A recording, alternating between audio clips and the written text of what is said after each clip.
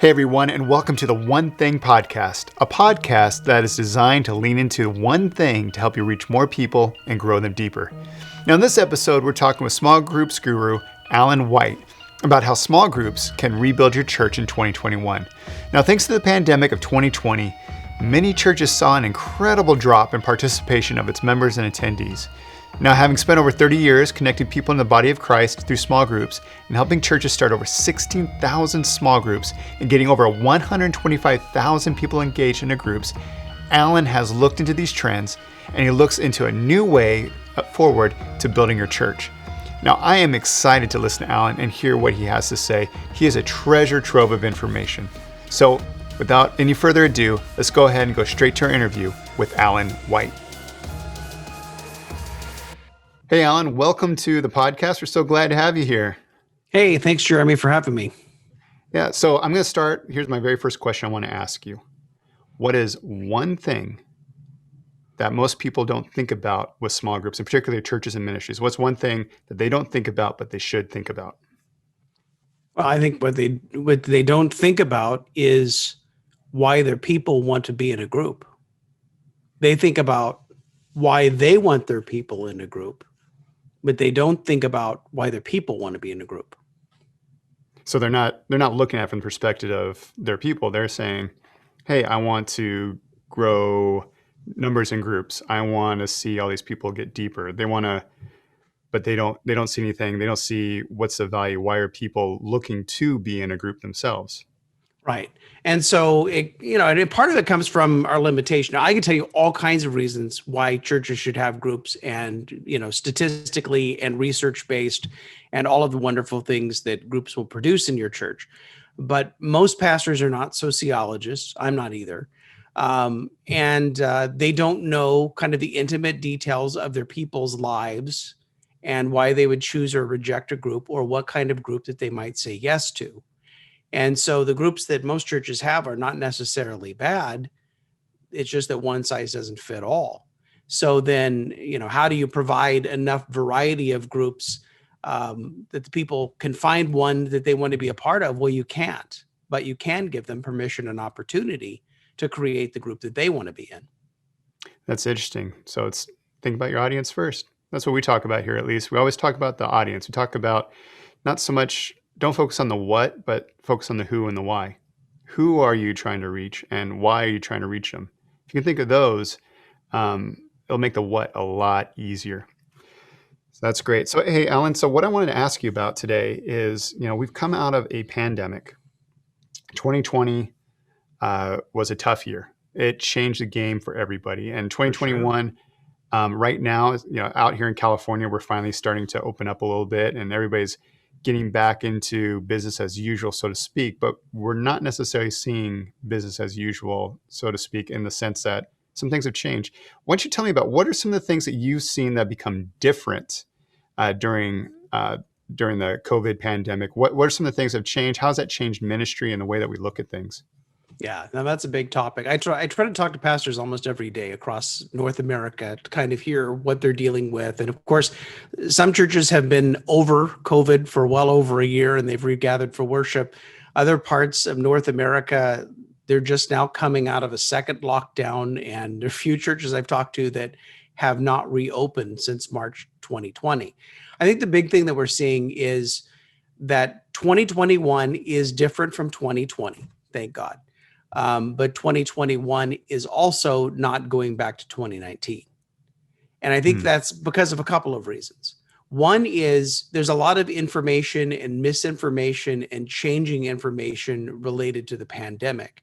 I'm currently working with the church in Lansing, Michigan. I am their outsourced small group pastor. And as we started groups in the spring, we discovered there were people that only wanted to meet online. There were people that wanted to meet with other people who had been vaccinated. There were people that wanted to meet with other people that had lived carefully. There were some people that only wanted to meet with their group outside. And there were others that their attitude was more like pandemic schmandemic.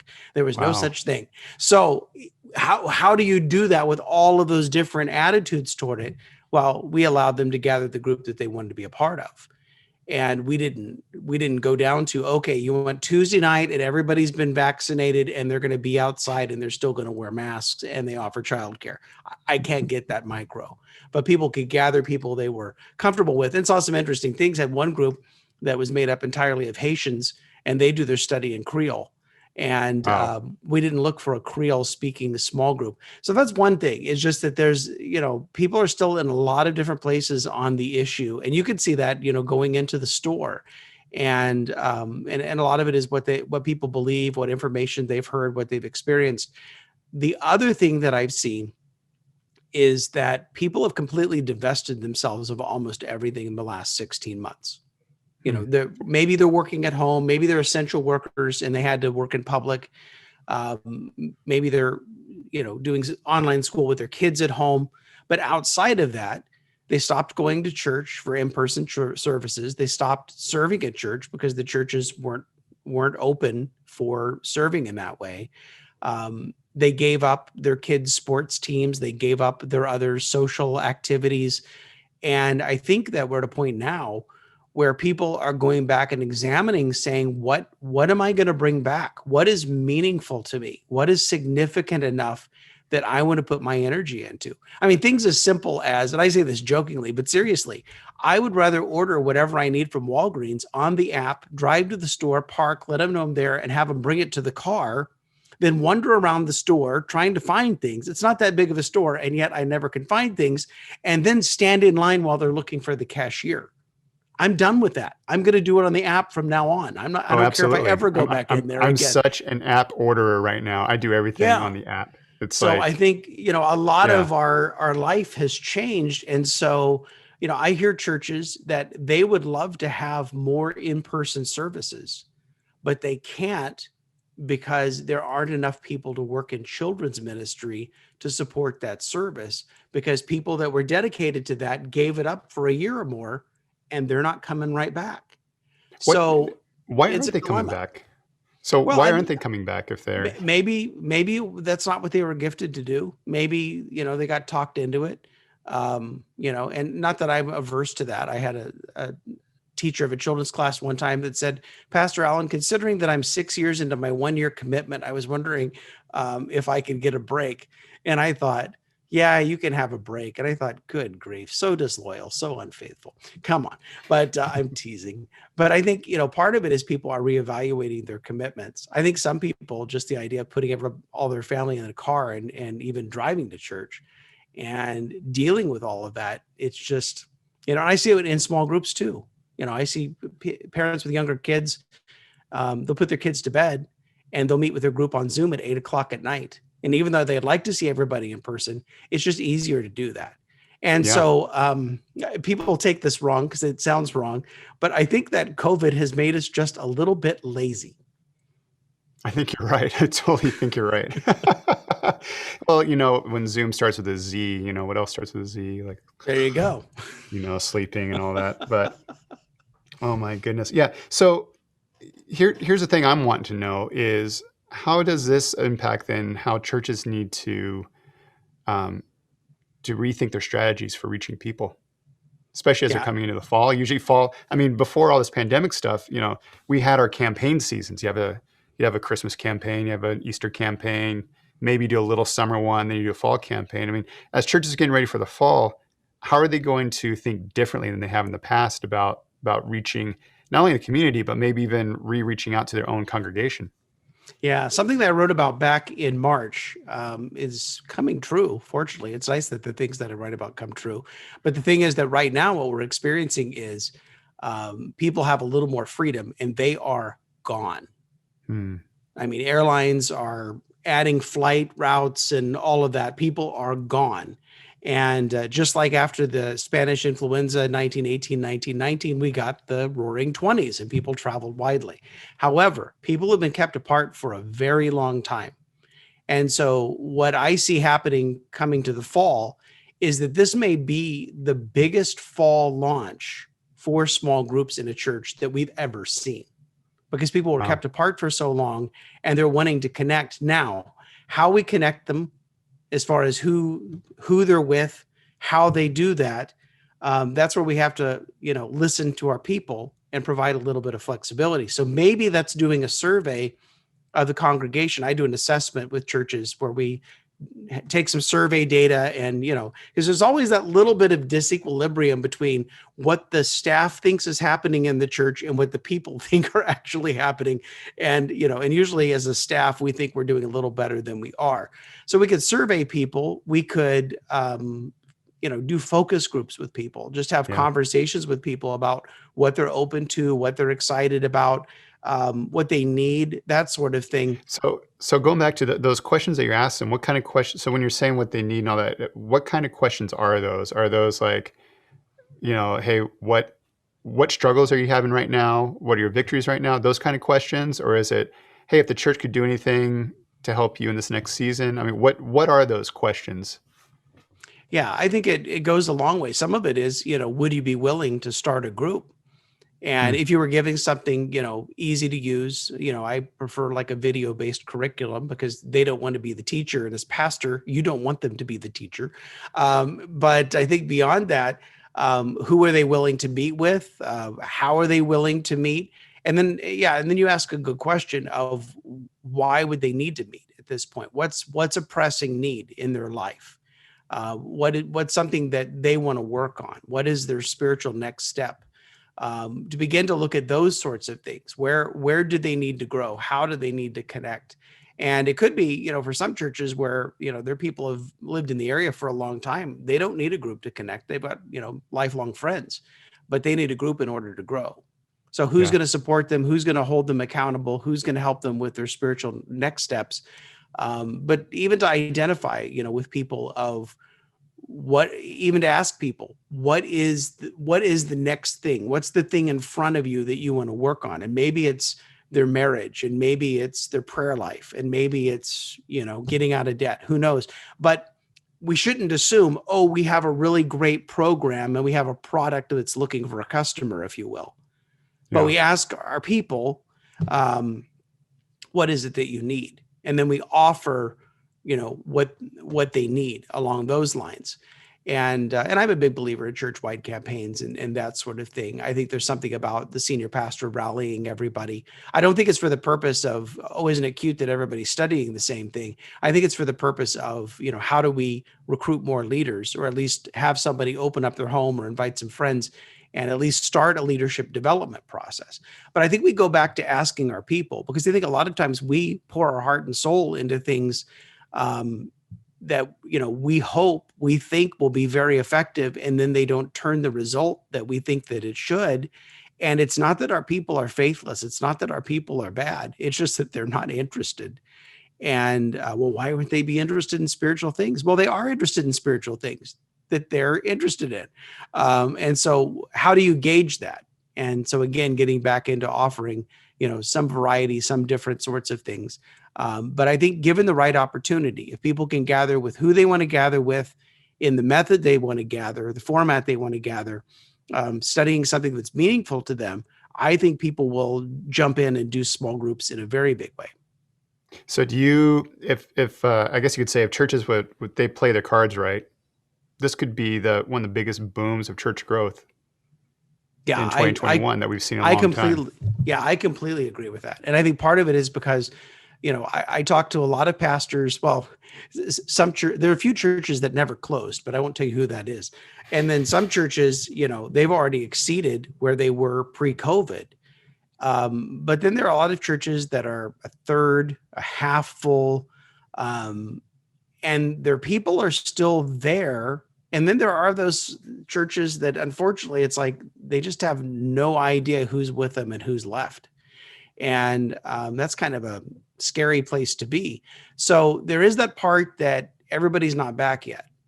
And then there's the other part of, as churches have moved their worship services online, that their online reach is astonishing. I was working with the church last year down in San Diego, normally 10,000 on the weekend. Their Easter was 100,000. Their regular services following that were 40, 50,000. They increased their groups by 211% in 2020. I was talking to a small group pastor yesterday of a church that, this being June 2021, they have not reopened to in-person services. But what they discovered was, and this is a church with 7,000 members, and what they discovered was that they've gone from being a regional church to being a national church. They have members all over the country that are engaging online. They have small groups all over the country that were invited to invite people they knew in their community. And could you imagine trying to place people into groups if they're all over the country? No, start your own group. So I think there's some implications of that. I mean, it was a church I was working with down in Georgia last year, that traditional church, legacy church, 400 people. COVID hit, they went online. Their online worship attendance was 1,600. And that wasn't counting like 1 second views. Wow. But I think that, how do we disciple our online followers? How do we offer them the next steps, the growth track, the membership class, the development process that we would offer somebody that's in person? I mean, just because it's online doesn't mean that it's fake. It doesn't mean that it's just a toy. I mean, it's a real thing. And there are a lot of people that are watching online services that wouldn't show up on a Sunday morning because they don't want people watching them, but they're very interested because this last 16 months has discombobulated everybody. You think of the political chaos, you think of all of the racial tension, you think of course, the pandemic and all of the information and misinformation surrounding that, everything related to gender and all kinds of things. I think people are more confused than they've ever been. And yet this disruption to people's lives is a huge opportunity to share the gospel with them because people are open and they need something that's solid and something that's not going to change. They need that, rock that they can cling to. So I jokingly say, but it's not a joke, that Jesus is still the answer. It's just that all the questions keep changing. So Alan, right now you have a pastor or ministry leader that's listening to you right now. They're listening to this podcast. They're with you. They're saying, yeah, I get it. My church numbers are down. We're not sure. Our membership is not engaging as it did pre-pandemic, any of that. From a small group pastor, small group coach perspective, what would you say would be the best next steps for them if they're really wanting to try to get back into growing their church, and not just in numbers, but growing it in depth as well, growing it, as you say, grow wider and grow deeper? Yeah, I would see what your people are open to would be one. And the second thing would be to determine where your senior pastor is headed this fall as far as a series goes. I see a lot of small group pastors that wear themselves out because they keep saying, well, I can't get my senior pastor on board with small groups. I can't get him on board with my strategy. And I'm like, well, here's a news flash. I've been in ministry just over 30 years. I've been an associate pastor for most of that time. And here's the deal. It's not a small group pastor's job to get the senior pastor on board because it is the senior pastor's boat. So how do you get on board with where your senior pastor is headed? So backing up way back 2004, when we did this for the first time, my senior pastor was headed down the road of doing a sermon series on the Passion of the Christ and had already bought advertising. And when I walked in his office and I said, hey, Pastor Dave, what if we launched a series off of the Passion of the Christ? What if we launched groups off of the Passion of the Christ? He said, I think that's a great idea. Why? Because that's where he was headed in the first place. Yep. And so, of course, any passion that the senior pastor has, any direction that you're going, there is a small group reason to head that way. So where's your pastor headed? What are your people open to? And then beyond that is a matter of, as a small group pastor, how can you multiply yourself to support the ministry, to sustain the ministry? Because you could do a 6-week thing, a flash in the pan, and get all kinds of excitement and get all kinds of people into groups and then watch the whole thing, fall off the cliff. And that's completely unnecessary, but you have to have enough structure in place so that at least you go from chaos to organized chaos. Yeah, absolutely. Well, Alan, you have tons of wisdom. I always refer you anytime you get called about a curriculum job of any sort. You're the next call I always make because I know out there, I can't think of anybody better out there that knows this space. If there's anybody out there, they want to follow up more, they want to hear more about what you have to say about small groups and maybe even engage you possibly for coaching or even help them launch groups this next fall, what would be the best way for them to find you? Yeah, they can find me on my website, which is allenwhite.org. So ALLEN white, like the color, .org, not .com, because there's some weirdness over there. But allenwhite.org, and that weirdness has nothing to do with me. And then my email is just allen@allenwhite.org. And it's not because I'm a narcissist. It's just that I'm not very creative. So anyway, Well, we prefer to be clear over being cute. there you go. And I don't Yeah. think I'm cute. I'm 56. I'm too old to be cute. But anyway, yeah, I would be more than happy to talk to anybody. You can schedule an appointment on there. Just click a button and find a day and time on my calendar. Send me an email. I think my cell phone number is on there. So however you want to contact them. And Jeremy, I appreciate your kind words in referring people to me. Of course, I refer a lot of people to you as far as video production goes, because you are my no drama video production crew. And in video production world, that's a rare thing, but it's a needed thing. So thank you. Maybe we should come up with a certification for that. You put a little badge on your website. We are no drama. All right, Alan. Well, thank you so much. I love talking with you. We'll have to get you on again sometime, and I'll talk to you again soon. All right. Thank you, Jeremy. Now, here is the one thing that I took away from this interview with Alan. It's one word. It's listen. We have to listen to others. It doesn't matter what great strategy you have. If you're not listening to what the needs of the people in your church and your community have, it doesn't matter. It's just you going out and doing a bunch of cool stuff on your own. Now, what I'm going to encourage you to do is this next week, take some time to listen to people's needs. Go have a cup of coffee. Do whatever it takes to listen to what people are wanting. Now, second, you need to listen to your leadership. Not only do small group pastors need to listen to their senior pastors, as Alan said, but so do us as creatives. We have to align to the main message of our pastor. Now, of course, I also want to take that takeaway and I want to listen to you. So take a moment and please leave a note in the comments about what you want to hear more about in one of our upcoming podcasts. Also, if you're looking to relaunch your small groups this fall with a custom curriculum, go ahead and check out 110pictures.com/curriculum. That's ONETEN pictures.com/curriculum. And you can see right there how we can help you reach more and grow deeper using groups and curriculum. All right, we'll see you guys next time.